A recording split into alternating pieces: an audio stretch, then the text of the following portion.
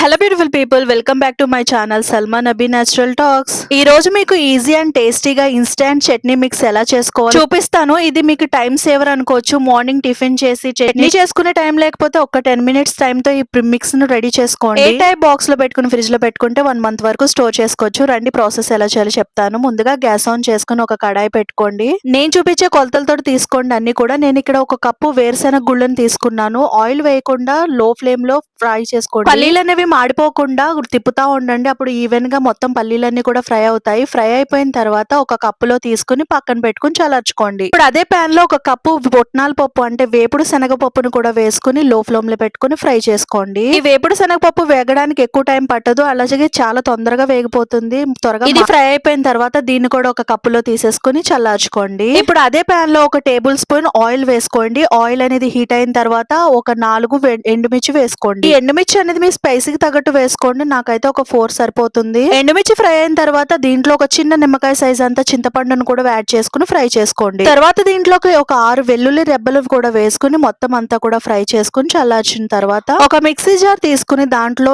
ఎండుమిర్చి, వెల్లుల్లిపాయ, చింతపండు వేసేసుకుని మనం ముందుగానే ఫ్రై చేసి పెట్టుకుని వేరుశెనగ గుళ్ళను కూడా వేసేసుకోండి. అలాగే వేపుడు శనగపప్పు కూడా వేసేసుకున్న తర్వాత మీ టేస్ట్ కి సరిపడినంత సాల్ట్ కూడా యాడ్ చేసుకోండి. సాల్ట్ ఎక్కువ వేసుకోవద్దు, కావాలంటే చట్నీ మిక్స్ లో కలుపుకోవచ్చు. ఇప్పుడు ఎక్కువ వేసుకోకండి. ఫ్లేవర్ కోసం కొంచెం జీలకర్ర వేసుకుని వాటర్ యాడ్ చేయకుండా మంచిగా పొడిలాగా మిక్సీ పట్టేసుకోండి. అంతే, ఎంతో ఈజీగా ఇన్స్టెంట్ చట్నీ మిక్స్ అనేది రెడీ అయిపోతుంది. ఇది కొంచెం చల్లారిన తర్వాత ఒక ఎయిర్ టైట్ డబ్బాలో పెట్టుకుని ఫ్రిడ్జ్ లో పెట్టేసుకుంటే ఒక 1 month వరకు కూడా ఈజీగా స్టోర్ చేసేసుకోవచ్చు. That's for the vlog guys. మీకు ఇన్స్టెంట్ చట్నీ మిక్స్ తప్పకుండా ఇంట్లో ట్రై చేయండి. హార్డ్లీ ఒక 10 minutes పడుతుంది. అలాగే నా వీడియో నచ్చితే ప్లీజ్ సబ్స్క్రైబ్ చేసుకోవడం మాత్రం మర్చిపోకండి.